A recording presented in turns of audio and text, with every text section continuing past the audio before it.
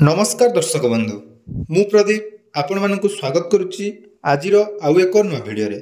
तो कृषक भाई और भौणी मानक पई राज्य सरकार तरफ गोटे बहुत बड़ खुशीर खबर जोटा कि आपण माने जानिथिबे गत डिसेम्बर मासरे अदिनिया वर्षा हवा फल जो कृषक भाई और भौणी मानकर फसल नष्ट होइतिला तो सेही फसल नष्ट बाबद राज्य सरकार तरफ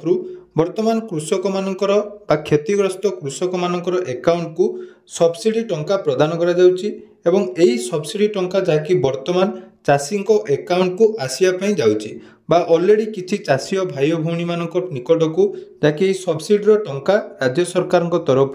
डीबीटी माध्यम रे प्रदान करा जायची जोंथिरे जो माने फसल बीमा करिथिले एवं फसल बीमा रे निजर क्लेम पई ऑनलाइन ले आवेदन करिथिले ता सहित जो माने फसल बीमा मध्य करि नांती बा सरकारी स्तर रे जो मानकर वेरिफिकेशन सरी जाइछि सेमानकु वर्तमान जाकि डीबीटी माध्यम रे बैंक अकाउंट को टंका प्रदान करा जाउछि तो केते टंका चाषी भाई मुड़ी मानकर अकाउंट को आसिला एवं तार डिटेल्स प्रूफ आज एही वीडियो रे आपण मानकु मु दवा पई जाउछि तेणु वीडियो को जमार स्किप न करी प्रथम रु शेष पर्यंत निहाती देखिए चैनल को प्रथम थर विजिट करथिले वीडियो को लाइक करिवे चैनल को सब्सक्राइब करबा सहित पाखरे थिबा बेल आइकन को क्लिक करी ऑल ले सेट कर देबे देखंतु कृषक भाई और भौणी मानकर जो अदिनिया वर्षा हवा फल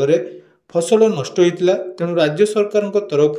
से जहाँकि फील्ड वेरिफिकेशन करा जायछि एवं बहुत सारा हिताधिकारी जोटा कि आमर कृषक रक्षक पोर्टाल हेल्पलाइन नंबर वार्ड 4447 बा फसल बीमा जमीती क्लेम करा जाए ऑलरेडी से विषय में मु वीडियो देइथिली तेणु आपण माने जदि से क्लेम करिथिबे बा आपण मानकर जदि फील्ड वेरिफिकेशन कंप्लीट हला परे सरकार तरफ जो नियम करा जायतिला जोटा कि कहा जायतिला जोंथरे कि आमर जो राजस्व मंत्री सुरेश पुजारी कहिथिले जे जलसेचित जमी को हेक्टर पिछा 15,000 टंकार क्षतिपूरण दिया अर्थात जदि कौनसी व्यक्ति बा जदि जनक कृषकंकर 1 हेक्टर जमी नष्ट हो जाइछि बा फसल और क्षतिपूरण बाबद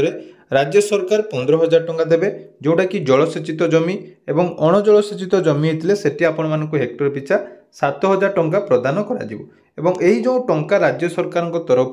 चाषींकर डीबीटी अकाउंट जोटा कि आपण मानकर कृषक ओडिशा फसल बीमा करने समय आपण मानकर आधार रे जो बैंक अकाउंट लिंक अच्छी से बैंक अकाउंट को डीबीटी माध्यम रे टंका प्रदान करा जायछि तेणु कृषक मानकर अकाउंट को ऑलरेडी टंका आसी जाइछि मु मध्ये आपण मानकु लाइव प्रूफ देखाउछि देखंतु आपण मानकु चैनल माध्यम रे जो सब अपडेट प्रोवाइड करा जाउछि जो कृषक ऑफिस रो सार माने अधिकारी माने रहिचंती तांको सहित आलोचना करबा सहित जो कृषक मानकर ऑलरेडी टंका आछि से मध्ये मते व्हाट्सएप रे शेयर करचंती मु मध्ये आपण मानकु देखाउछि तांकर केते टंका आछि तो देखि पारथुबे एटा जो मेसेज टी से भाई जन को शेयर करचंती जोंथरे से लिखिचंती जो चाषी माने खरीफ फसल बीमा करथिले एवं क्लेम पई पंजीकरण करथिले सेमानको अकाउंट को पैसा जीवा स्टार्ट हो गलानी देखि पारथुबे आज डेट मध्ये आपण माने 9/1/2025 रो ए जो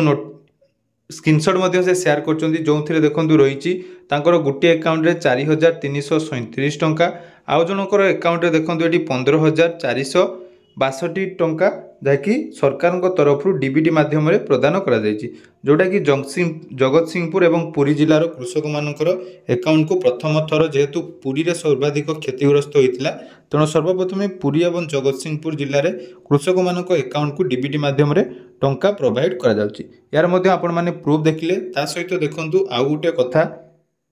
जोटा कि आपण मानकर रही प्रधानमंत्री फसल बीमा रे जो माने फसल बीमा करथिले केवल सेमानकु प्रथम पर्यायर टंका आसी जाइछि एवं आपण मानकर जदि प्रधानमंत्री फसल बीमा रे क्लेम पई आवेदन करथिले ताले टंका आपण मानकर